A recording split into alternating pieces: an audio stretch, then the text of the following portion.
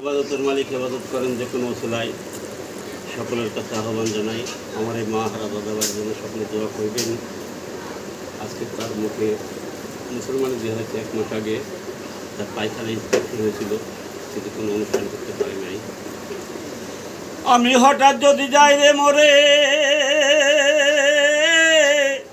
তোমরা দেখো আমার দাদা ভাই রে, তার যে মা জননী বেঁচে নাই, এই দুধে আয় মায়ের মতো কেউ কি আপন হয়। আমি হঠাৎ যদি যাই রে মরে,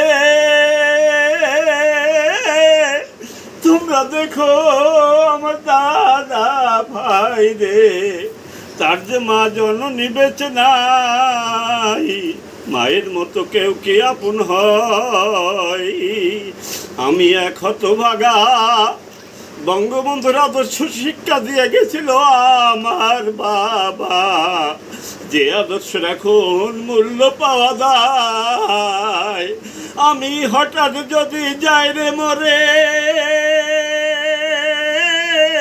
তোমরা দেখো আমার দাদা ভাই রে, তার যে মা জননী বেঁচে নাই এই দুনিয়ায়, মায়ের মতো কেউ কি আপন হয়।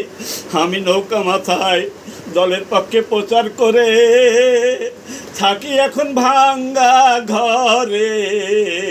বঙ্গবন্ধুর আদর্শের মূল্য পাওয়া দায়, আমাদের দুধ দিলেন আন্দোলনের ফসল,